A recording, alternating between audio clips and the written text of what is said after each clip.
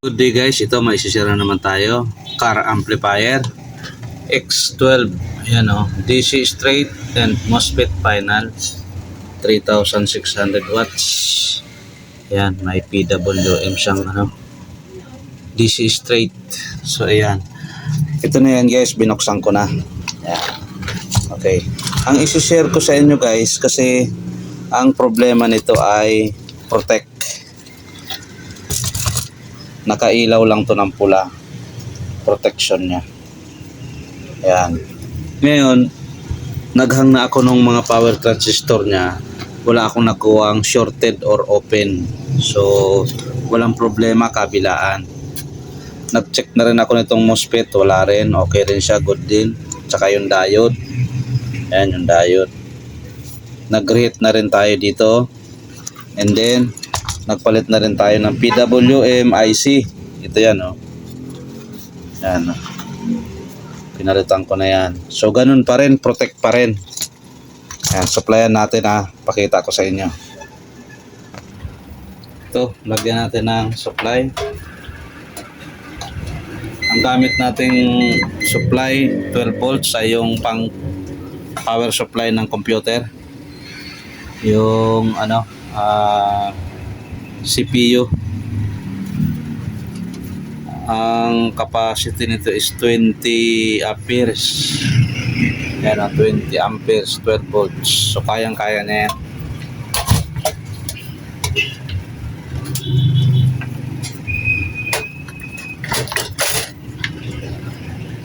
Lagyan natin tong ground.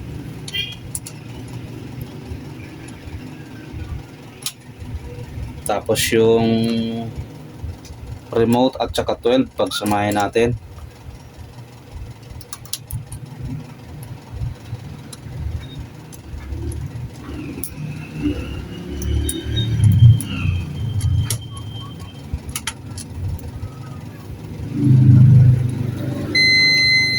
Bali wala tayo nakukuha ang sirang pyesa dito.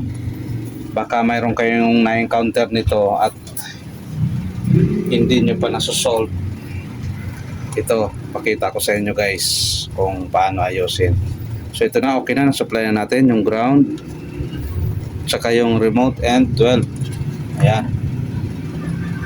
pinagsama lang natin yung supply na yan. Okay, plug in na natin. Ayan o, naka red, ibig sabihin yan protect, dapat green yan. So ibig sabihin pag protect, wala yan supply sa secondary.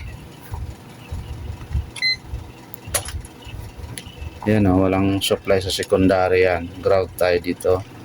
Collector, ayan o, wala o. Ganon din yan doon sa kabila. Wala rin o. Okay, kahit yung filter capacitor ng secondary wala. Ayan o. So nandito lang yan sa primary yung 12. Ayan, primary yan. Ibig sabihin hindi tumawid sa secondary. So minsan ma-analyze natin na ang problema ay dito sa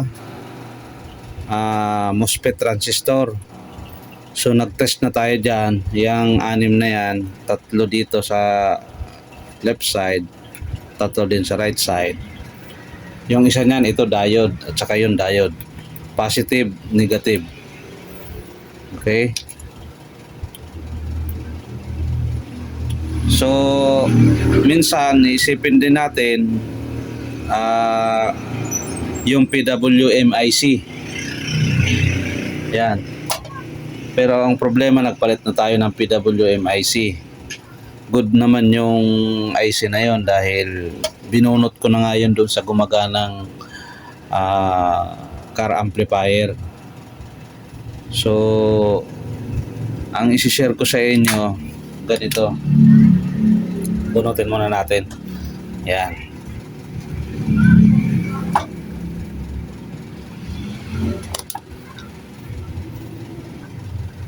Ito i-share ko sa inyo.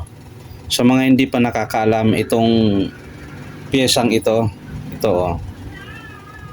Ayan.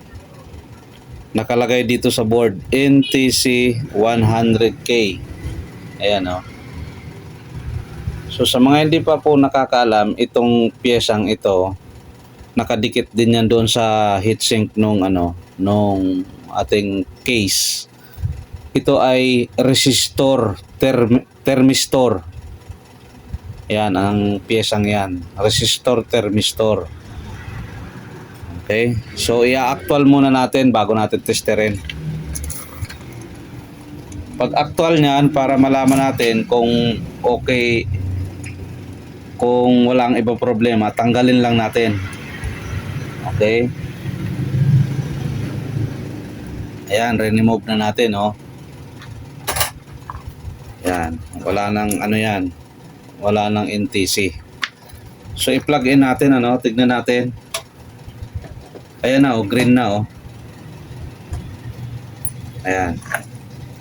Nawala na yung protect. Ayan oh, green, kulay green. Okay. So i-check din natin yung voltage kung tumawid na sa secondary. Lagay lang natin tong tester na ang ground. Tukan natin to, secondary, collector. Tapos tester natin. Ito, para lang ma-prove natin kung tumawid na sa secondary yung supply niya. So plug in natin. Ayan oh, may 24 supply na siya oh. Tawid natin sa kabila. Ayan oh, 24 din. Okay. So ibig sabihin mayroon na sa secondary. Bunutin muna natin. Ngayon, ito naman ang i-check natin. Gamit tayo ng ohms. Titignan natin ang reading nito para ma-prove natin. Okay. So ang reading niya na ngayon ay 3.8 k ohms. Ayan, 3.8 k ohms. So mababa na siya, no? Ang kasi, ang reading kasi dapat nito, nagre-range dapat yan ng 11 pataas hanggang 13 or 14. So ito, mayroon akong resistor, thermistor din. Binunot ko rin to sa isang scrap kong ganitong amplifier. Iko-compare natin ang reading. Ayan oh, 13.9. So i-try natin ikabit to kung gumana yung ating power supply. Kung magkaroon ng supply ating magkaroon ng supply yung ating secondary. Kabit natin. Wala naman tong polarity.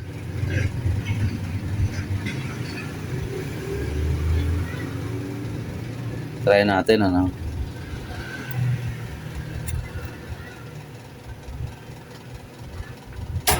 Okay, nakakabit na.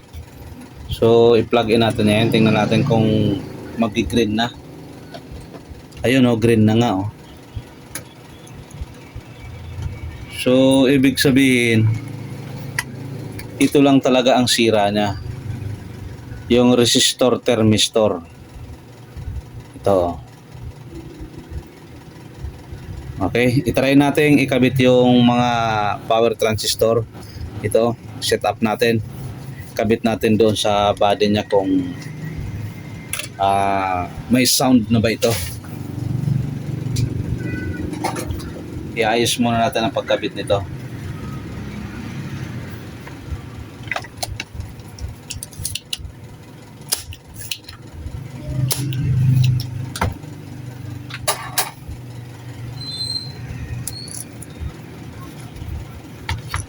Kabit natin to.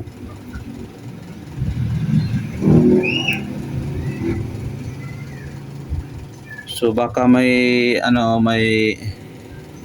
kayong unit dyan na hindi nyo pa alam ang trouble, ganito ang sintomas.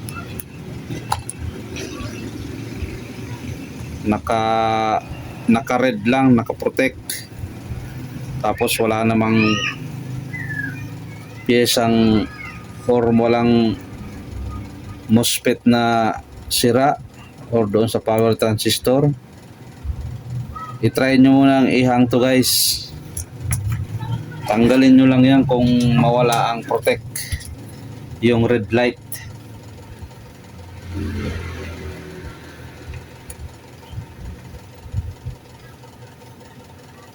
Yan.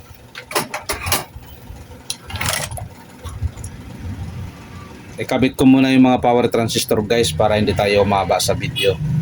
Ayan, wala namang ano yan. Ibabalik ko lang tong mga tinanggal ko kasi wala namang akong nakitang shorted or open dyan.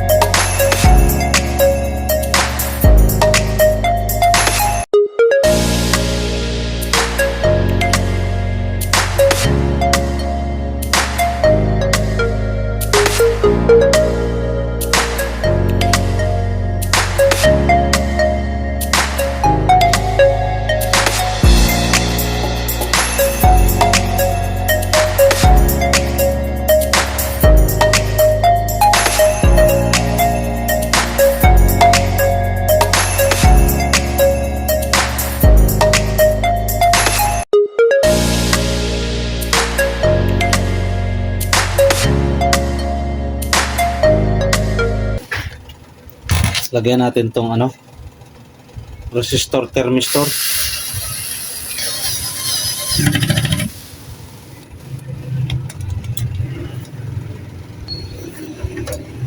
Okay, testing na natin.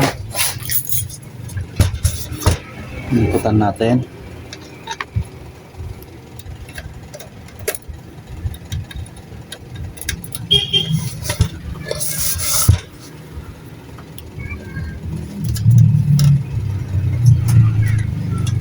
Plugin muna natin kung ayos na. Ayun. Ayun o, green na. Tingnan natin kung may audio. Ayun.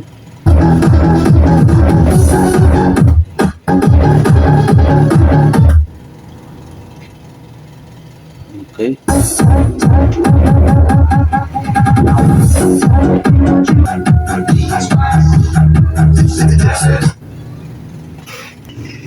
Okay na guys. Okay na, ito na.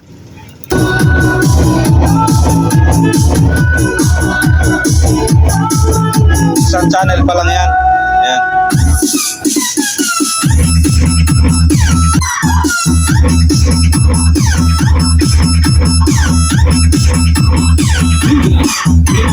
Ilipat natin dito. Ayan. Okay, nalipat na natin. Lipat din natin yung input. Ayan. Sira kasi yung isang RCA natin. Sira yan.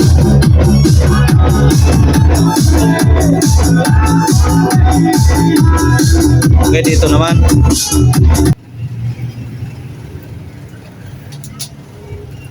Testing natin lahat ng channel.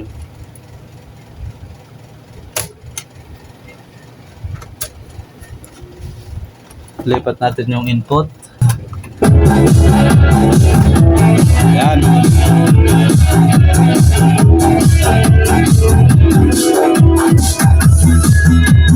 Ito naman sa dulo.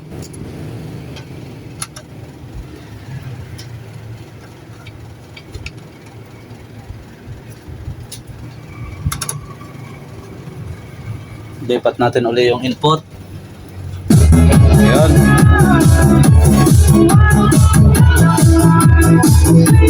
So, okay sa lahat. So,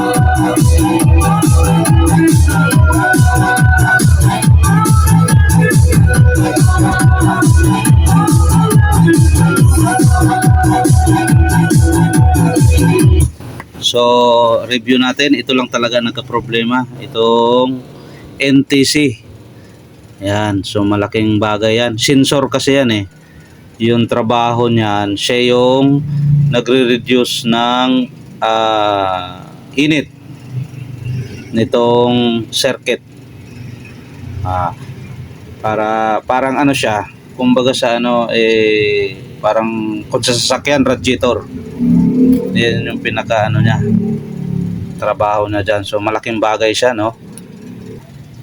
Pagka nag low resistance siya, ang mangyayari, nagpo-protect yung ating unit.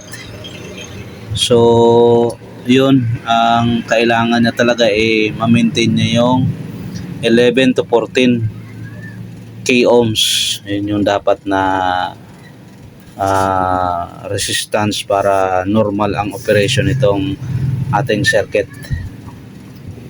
Okay, hanggang dito na lang ang ating video guys. Maraming salamat at hanggang sa susunod na video.